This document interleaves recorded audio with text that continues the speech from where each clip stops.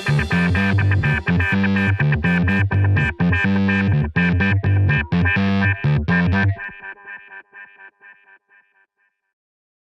hello everyone, welcome. This is the show right before lunch, so we're going to get started here so we can chat about a few things and then get you guys off as well as myself to get some food. Paul here is going to speak later, so I'm Brian and that's Paul. And the topic today is really mostly about what we've done at the City of Fresno and solving some of their mobility challenges. I wanted to start off introducing the idea of the topics that Paul will be talking about, so we'll give you a little heads up on what those things are. And to start, I'd like to say that saying yes to things, particularly in the mobility world, hasn't always been easy. People are coming in with all kinds of devices and all kinds of ideas. And although we can't solve every problem in the world, there are certain areas in technology that Novell has a very core focus and things that we know really, really well. We've been doing this for a very long time. And so we want to help you say yes. We want to help you solve some of the challenges that exist today. And some of the things, as you can imagine, users are definitely becoming more powerful, I think, than in years past. To start, the boundaries of the network are no longer just sitting inside of our four walls. We sort of kicked that off years and years ago when we start letting laptop users into the network, and then all of a sudden they wanted to take their laptops home, and then the challenges, soon began. But these days, it's everybody. You don't have to have a laptop. If you've got a mobile device of any kind, you want your email on it, all of a sudden you want to be able to have your files there, all of a sudden you needed to be able to do all these things with this mobile device. And again, we're IT. We want to be able to say yes to these things, but we have the challenges. And as I was sort of alluding to earlier, users are getting a little bit more, I don't want to say knowledgeable, but they're becoming more DIY users. They'll find a way. They'll be at a party discussing something that they can't do, and there will be 2 or 3 other people standing around who say, oh, yeah, I found an app for that. Here's how you do that. Here's how you solve that problem. And so users are figuring this out. They're not asking IT about how to do it or how IT would like to do it. They're figuring out how to do it on their own. And they're coming up with all these creative solutions for problems. And we're trying to be a step ahead in the areas, again, that we have really core focus. So what are we trying to do? We want to be able to allow for the areas of technology that we offer solutions, the freedom to say yes to the mobility thing, whether it's a laptop user, mobile device user, inside the firewall, outside the firewall. We want you to be able to say, sure, bring your device, BYOD, buy your own, company provided, whatever. We want you to be able to say yes to those kinds of things without the risk that is traditionally associated with that. At the same time, we also know that if we give you a solution, it better be something that users want to use. It's got to be easier than what they have today, or they're just going to continue to do what they already know how to do.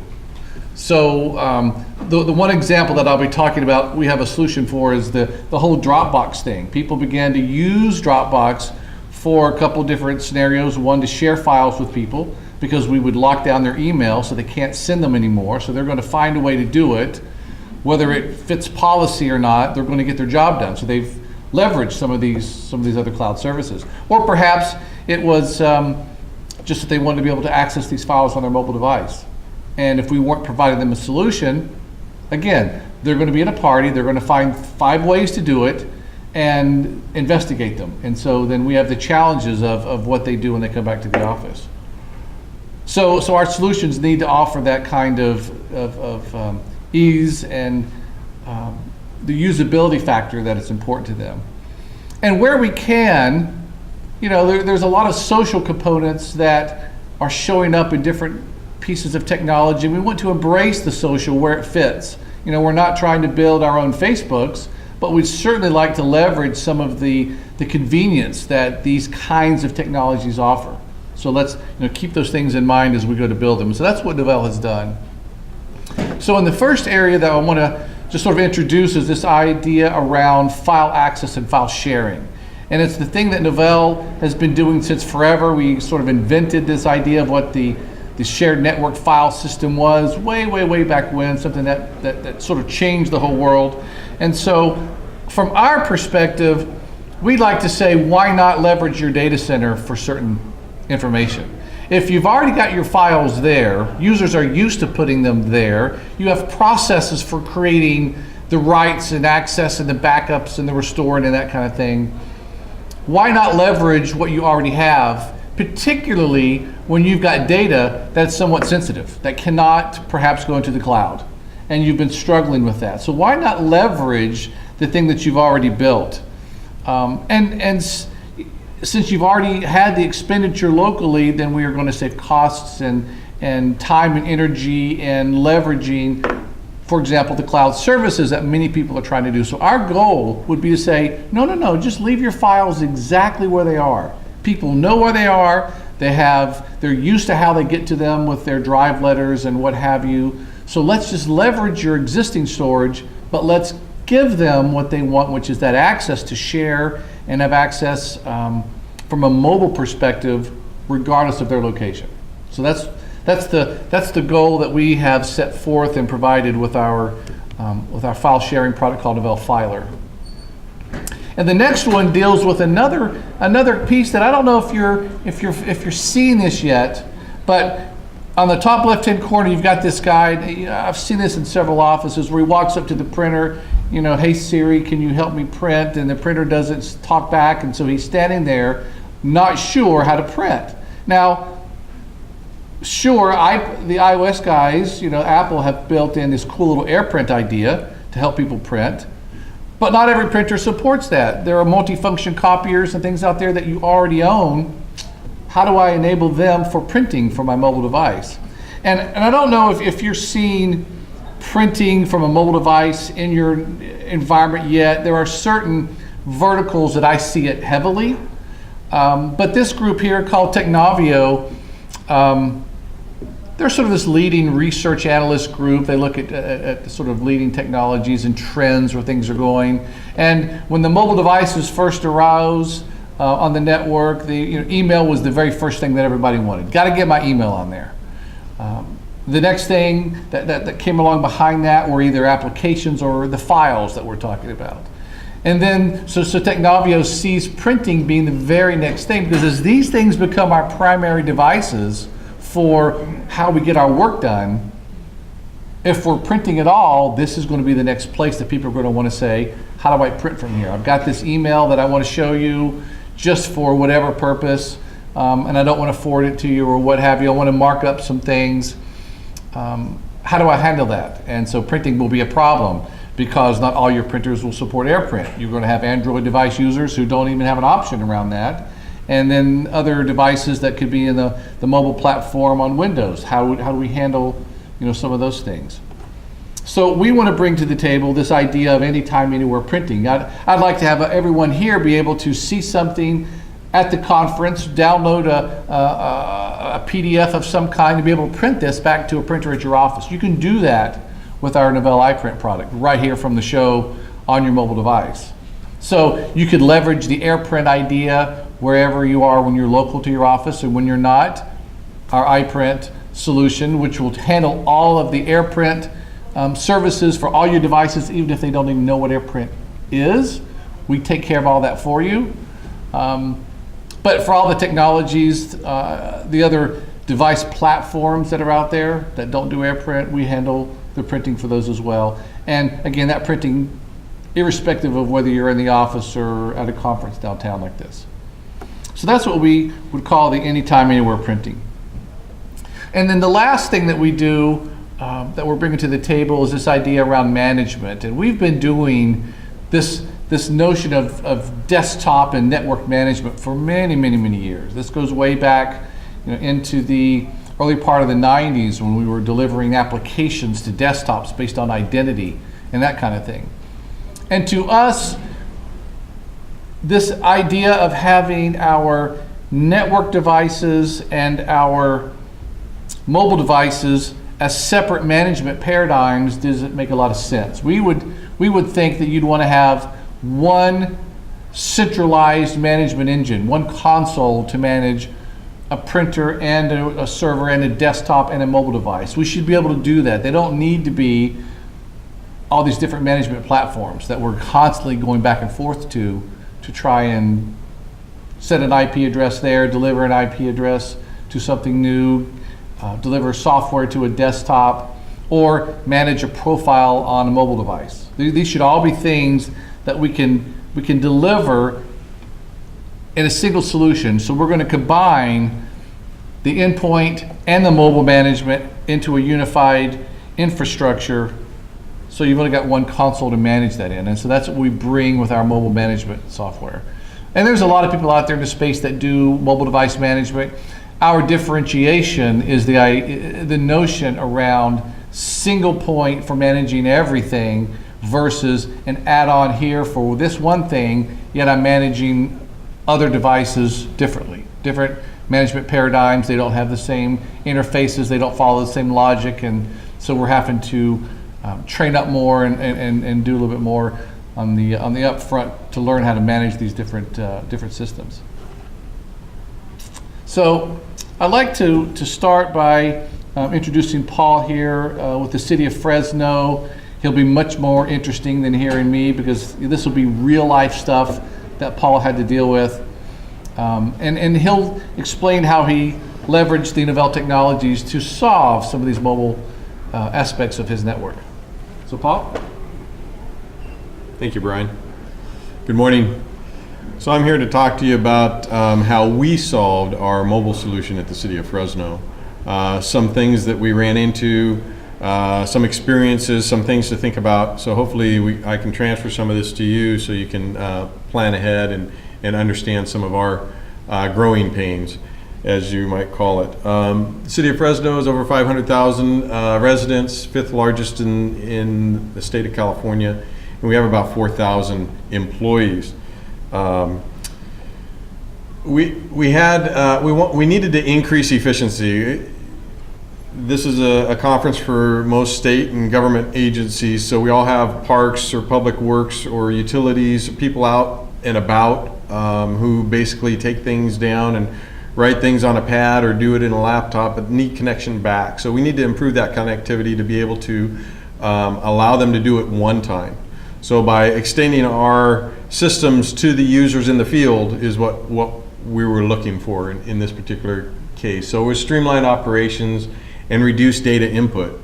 Some of the other things was travel time. They'd go out in the field, even if it was in a laptop and they couldn't get a connection, they'd have to come back to the office. So now you have that travel time.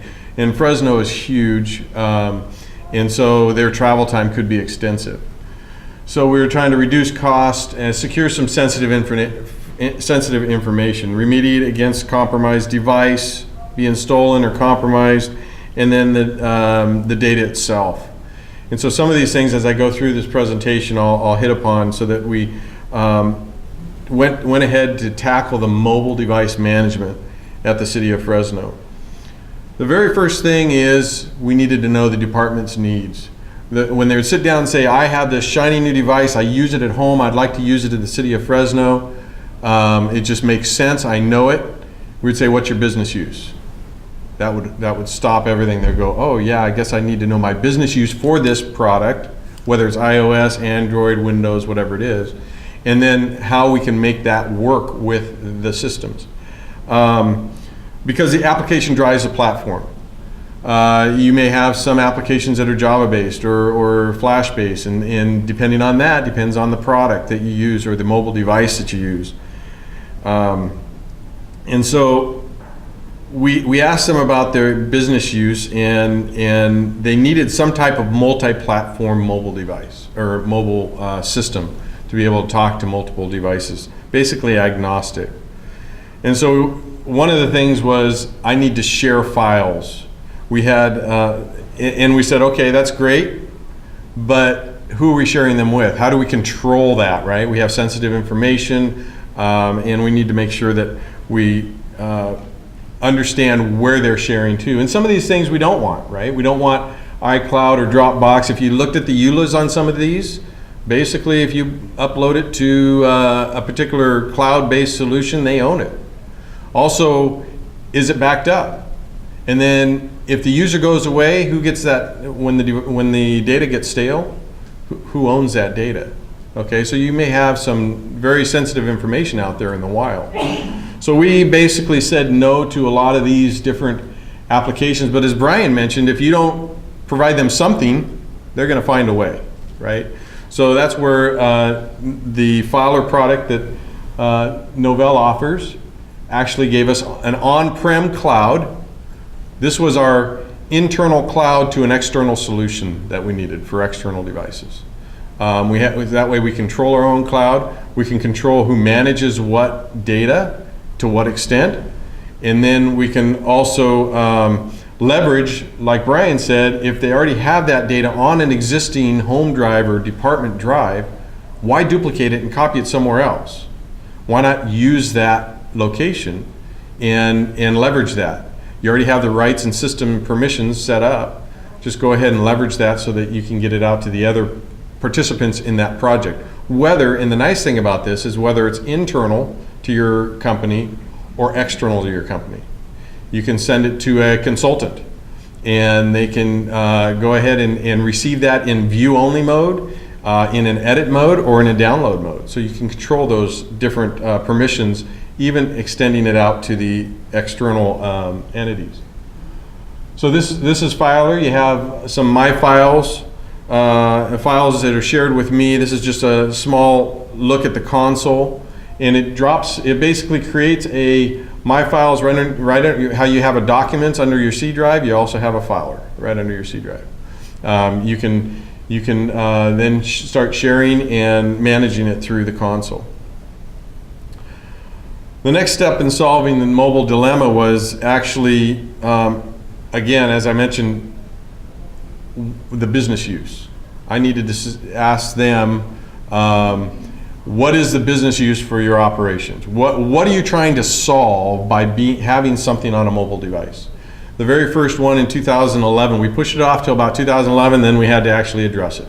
And so we went ahead and our retirement division has council members, and their agenda has to be very confidential, to where they were printing documents just prior to having the council persons read through them, annotate whatever they needed to do, make up, and then they would vote on whatever those policies were. Then they would destroy that document. They were spending $35,000 in printing for a 1 to 2 day print job every other week. So this just seemed senseless to them. How can we do this in a more effective fashion? So we actually present the files to them electronically, and that was our solution for that.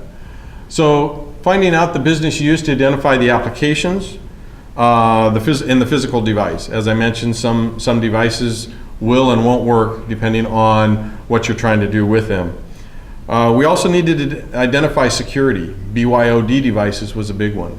Do we want to allow this? Well, the other thing is liability. So talking with attorneys and HR, we decided that we would have corporate devices. And so we basically, anything that's a private device can get to email. Anything else, we go through the department. We leverage a pool of devices so you can try your business process on them before you buy, to make sure that it's what you want to use. And then you go ahead and through the test devices, and then you go ahead and we can move forward at that point. Once we find out the applications, the right device, well, the device first, and then the applications that would go along with that. And then identify the project growth. How big is this going to grow? We've gone almost 250 users in the past year and a half, and it just continues to grow. We now have DOJ wanting to share with the police department some detective private files. We can go ahead and do that. There's a series of purposes for this, and having Filer and this mobility solution along with an iPrint solution really helps fully rounded having an extension to the external users. So BYOD, there's a liability, public requests. So we decided, okay, we'll just have corporate devices, because if there's some public request comes in, will that user want to give up his private device? Probably not, right? But if there's corporate data on it, he would have to. So to eliminate that altogether, we went ahead and decided to go corporate devices. Cloud internal versus external. I covered a little bit about that with Dropbox or the iClouds or those types of solutions. Who owns the data when it becomes stale? Is it backed up? If it's deleted, is it really deleted, or is it still out there and it's confidential? So we did the internal cloud with this solution. And then the security, the device data and compliance, keeping compliance with whatever regulations have to be in place. We have a parks where they're doing the BMX riding, and they take the credit card, and you've seen the cube that goes on the iPad. That's our next step, is how are we going to PCI compliance that if it's on our system. So these are some of the things we had to think about when we were going through the system, understanding the system scope. Business use, and these are just some of them to consider. What are your connection needs? What are your configurations and applications? Do they require certain things? VPN, certificates, sync, annotated documents for the retirement division. Annotated documents was a big one. For out in the field, when they're trying to get into public utilities, the VPN was very essential for them. So there's different things there. Some of the other business use things are, the iPhone doesn't have a USB port, right? So now, or the iPad or whichever, the iOS devices typically don't have that. What are the functions your department needs? Do they need that external device plugged into it? Power considerations, some things we didn't consider were the screen glare and then the power considerations. A lot of times if they're out in the field in public works, it's very hot in Fresno, about 9 months out of the year, 8 months out of the year, it's very, very warm, and it can get warm in the car. So if they leave that device in the car, is it going to withstand those temperatures, as well as the battery considerations for the power? Do they leave them on? Printing, keyboard, environmental use, rugged case, protective case. How do you store these? Are you going to put them in a rugged case or not? Capacity and connection capabilities. The data plan. So that's the other thing is at the retirement, they don't need any data plan. So you don't have that extended monthly charge yet. So they just have the Wi-Fi, and we made sure Wi-Fi access points were in the building. However, obviously we started off with laptops for public works, and then the data cards back 5 years ago weren't working very well. So then we said, well, we'll have Wi-Fi at all the fire stations, which are spread out throughout the city. And you could just pull up there, and then we had some connection issues there. So we went to the data plans as technology grew, we leveraged that, and that seems to work real well for the smart devices and how they add them into the iPads and so forth. Another thing that we had was security, the acceptable use policy. We didn't have any mobile policy at all at the City of Fresno. Like Brian said, laptops came in, and now they want to take them home. And you still are saying, well, that's a desktop policy. Well, now we're to smartphones. We're to these single small devices. Well, what are your policies for that? So we had to develop some acceptable use policies for that.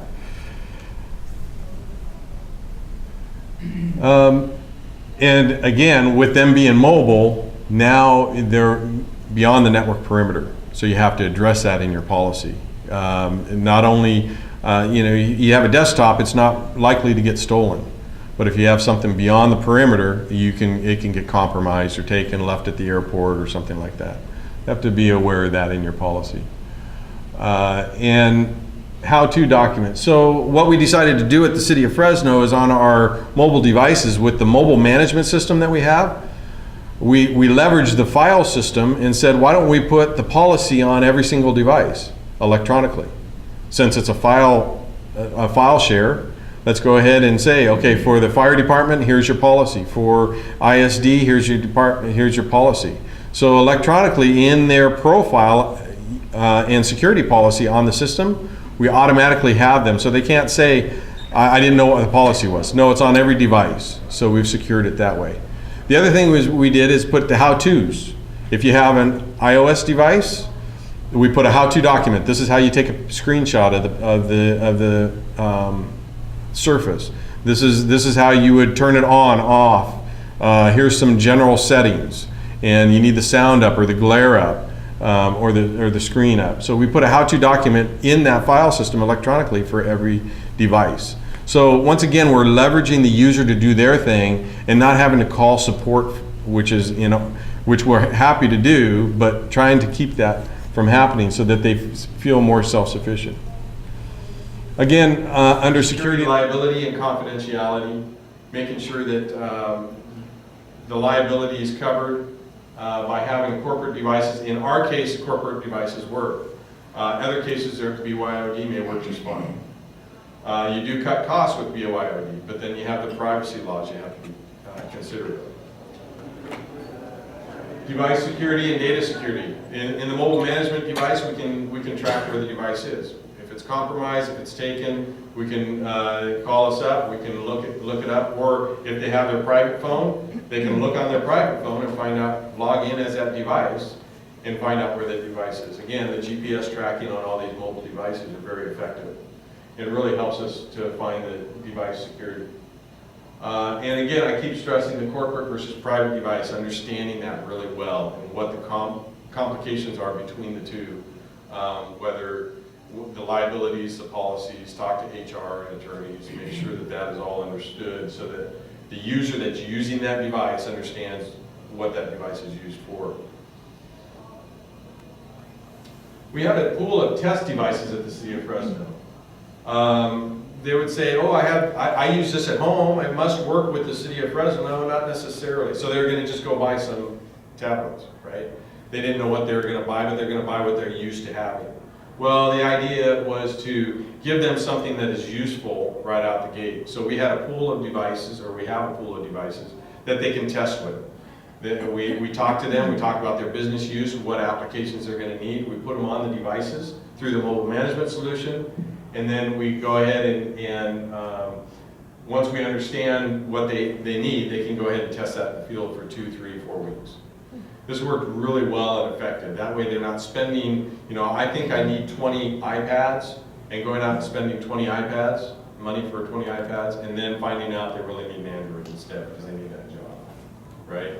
So in those cases, this really helped. It also kick-started their operation faster. They could test faster by having a solution ready at hand instead of waiting for their order to come in, somebody configuring the machine. We can do it readily through the mobile management solution. Other things to consider, the volume purchase program that iOS has and an enterprise application server. So you can have it download from iTunes, or this mobile solution, you can actually publish them to your own enterprise solution that Apple allows you to have on-prem. So they don't have to type in their username and password each time an app comes down. The nice thing about this is you can deploy forcefully an application on a device. Maybe they need an update, maybe they need a particular app on their own.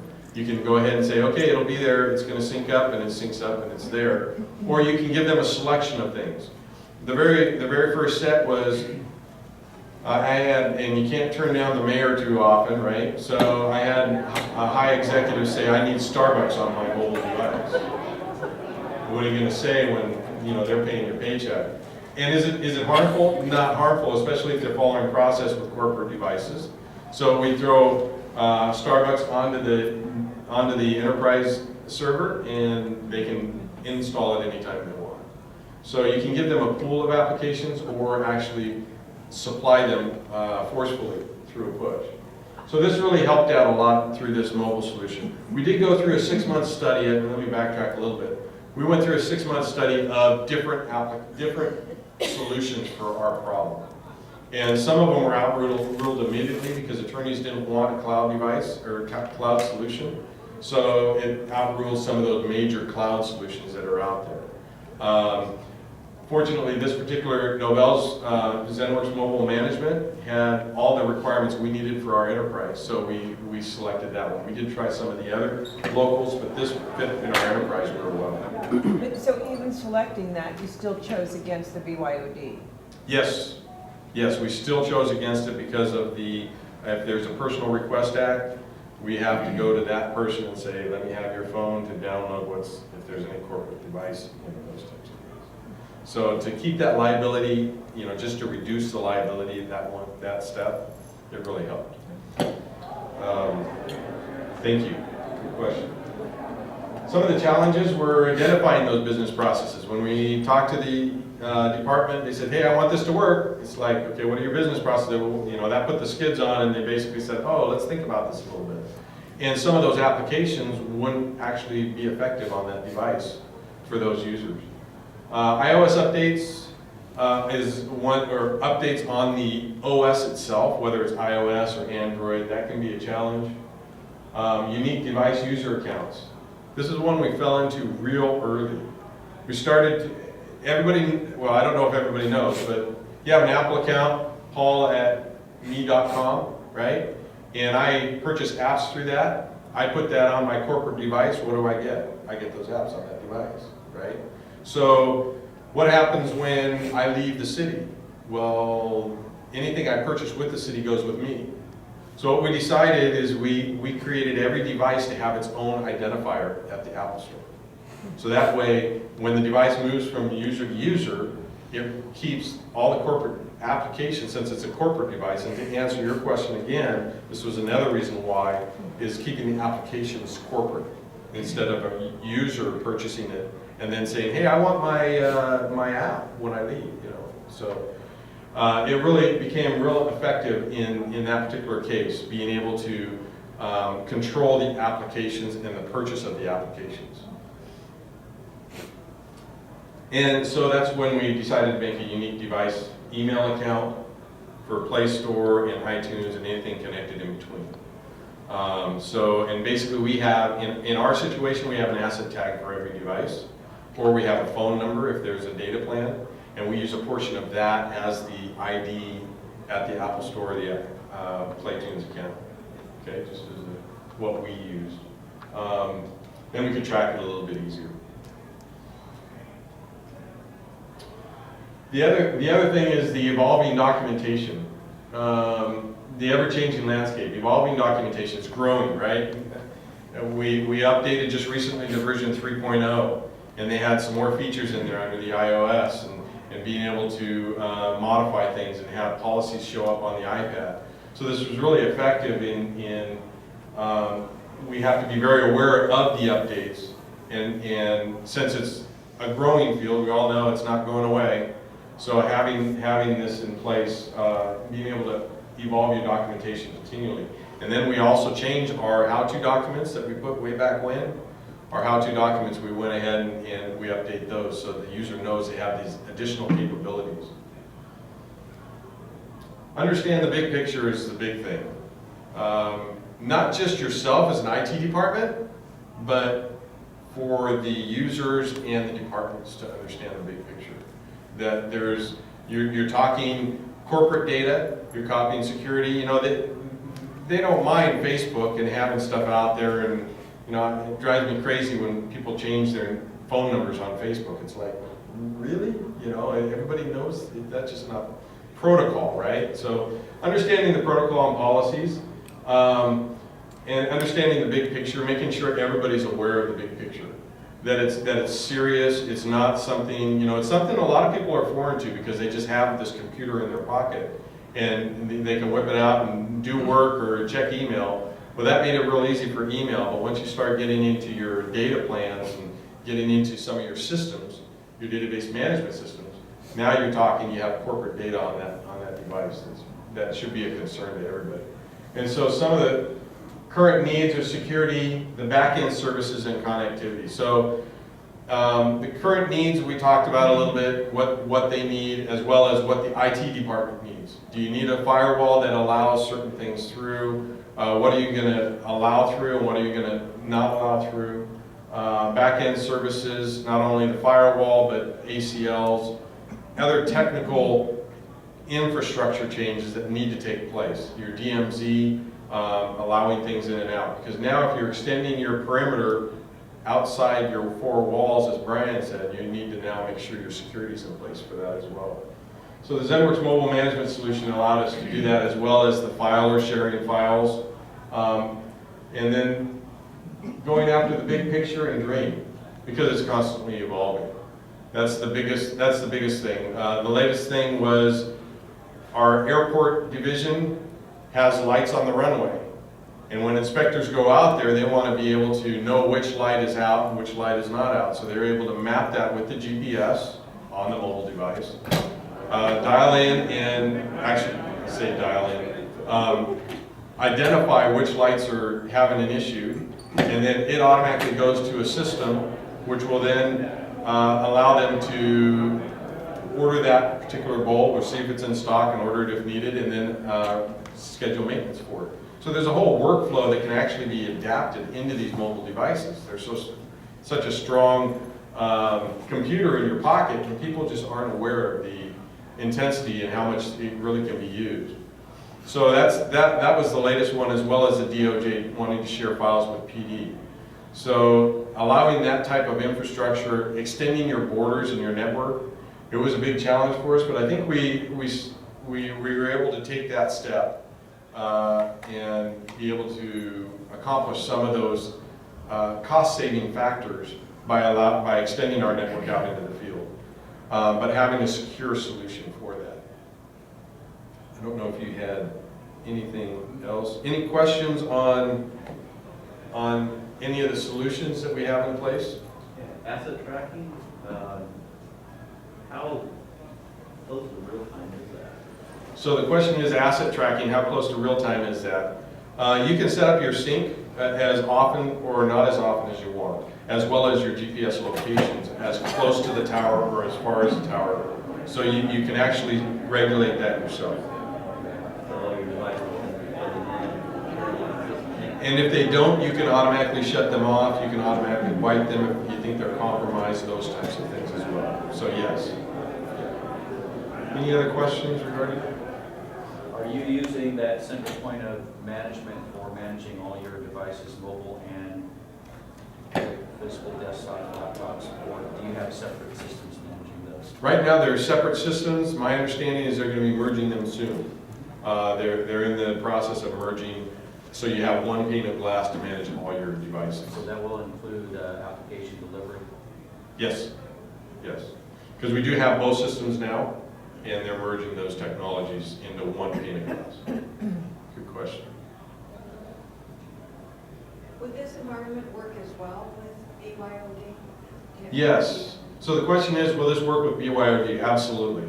You can set up private and corporate devices. You can have the same policy with, you can have a policy for, let's say, fire, for BYOD private devices, as well as corporate devices. So you can set that same policy for that device. If they should select it's a personal device, they'll get fire's policy for personal devices, which when you do a wipe, it'll be just corporate data, right? Instead of wiping the whole device and reformatting it. So that's my question. What's the authentication? I'm sorry, say that again. What are you using for authentication? What would you be using if you were supporting BYOD? The authentication, we use Active Directory. So yeah, whether it's a corporate or private, we use Active Directory, eDirectory, whichever that there is. So I'm probably not going to use the correct terminology here, but if you could set a container, so to speak, on a BYOD for both the corporate on a personal device, why wouldn't that satisfy your legal requirements for PRAs and things like that to then say we can just wipe the corporate portion and none of that data was actually stored on the device itself? That's a good question. So the question was, if you have a BYOD device and you're using it for corporate data, why can't you wipe that? It wasn't so much of wiping the device as it was, excuse me, I need that device because it's under investigation for documents on the device. But Okay.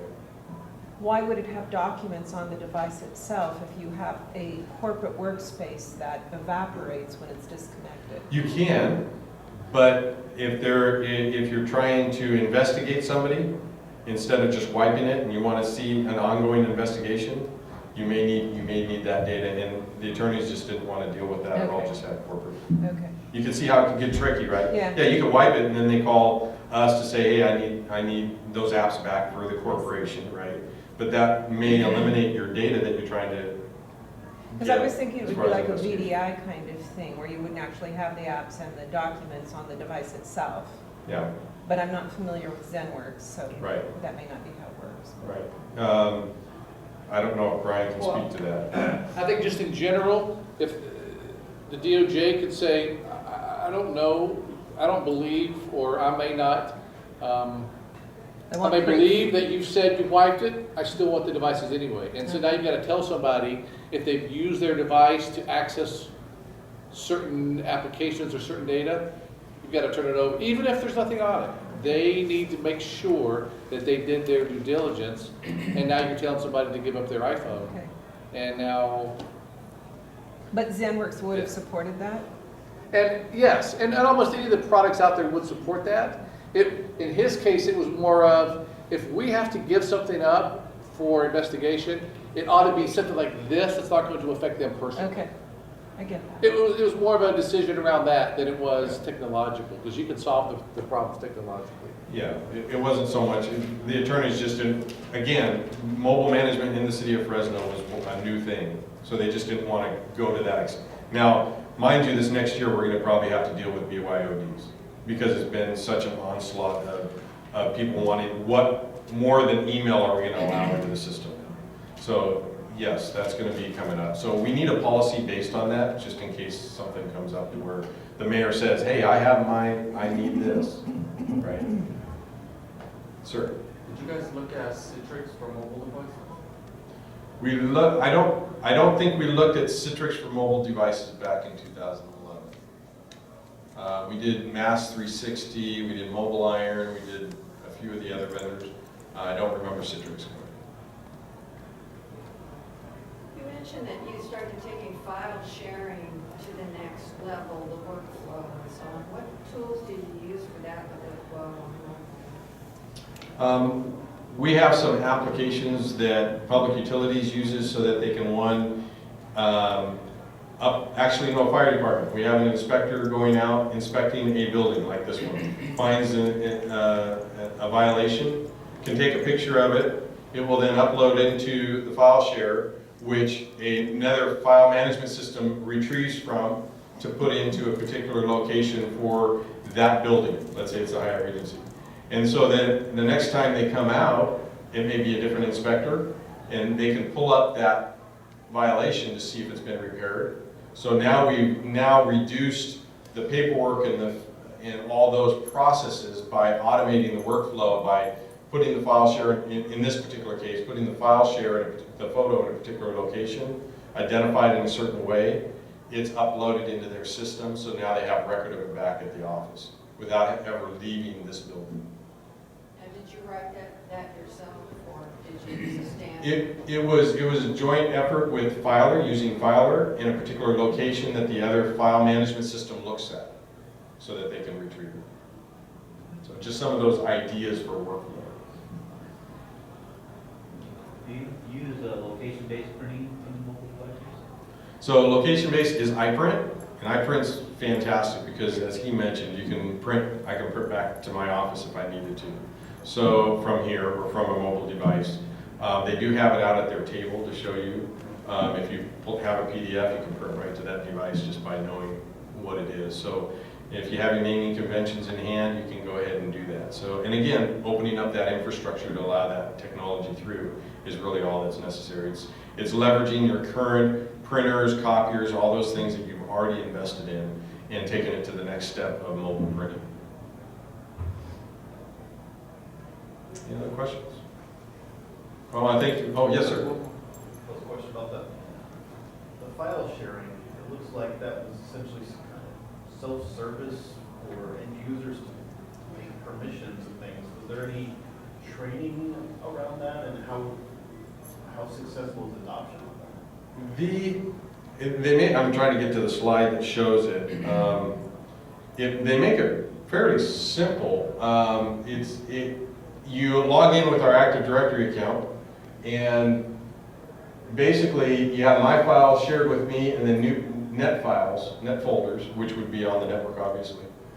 It's fairly intuitive. You can also comment on the different files. So you send me something, a contract, I can then annotate if you allow me to. I can put a comment on it and say, hey, this looks great. Can we do this, meet tomorrow? You'll then see it almost automatically because it's saved with that and everything's synced up. So and the file actually is retained at the host until you're able to download it. So I can say, you can't download my contract, but I want you to look at it, right? And then you can look it over, put comments on it all you want. We can talk about it. Then I can say, okay, here's a final draft. Let's download it and sign it, that type of thing. So it's fairly intuitive. It's something everybody's common with as far as files and sharing. And then the drop downs to be able to give those 3 permissions, whether it's view only, edit, or download, is something that we've offset from administration at ISD to the user's responsibility. Okay? Thank you very much. Oh, I'm One sorry. other question. Do you know if it supports Surface Pro 3 Microsoft's Oh, We don't have any of those, I'm sorry. We don't have the service. Yeah, so with the latest release of File we just shipped, we now support the Surface. Okay, in the standard Windows mode, or is there also an app? So it's for standard Windows desktop, the interface is just your browser, so we don't have anything to install there. It's beautiful. But on the mobile devices, you can use a browser if the screen format's big enough. If not, then you have an application offers you they offers you the same functionality. One just has an application approach to the data. The other is in a browser. They both work the same. Yeah, the nice thing is you don't need the app on any device. You can go into the hotel lobby and bring up that file by logging in through a browser. Yeah, so all your files are available to you as long as you've got a browser or the app if you wish. Do you support two-factor authentication? We do not support that on our application front end. So far, we've allowed people who've done two-factor authentication to solve that with some kind of reverse proxy engine that does two-factor for their entire network instead of us having to build our version of two-factor in, and then you have a different application that has its own, and a different application that has its own. A single interface, like a proxy engine that does the two-factor up front for all of your applications is a much better approach. Now, we've been pressed very hard by the DoD to add something into the product, and so we've got that in our roadmap. But you know, you get 18 products, and every single one of them has its own two-factor authentication configuration and mechanism. Do you really want that? Why not have a single interface in the front that does it for every single app that you own, and you solve the problem in one fell swoop? I think we're out of time. Thank you guys for coming. Thank you very much. There's some documents back there if you'd like to pick up, to write up on City of Fresno.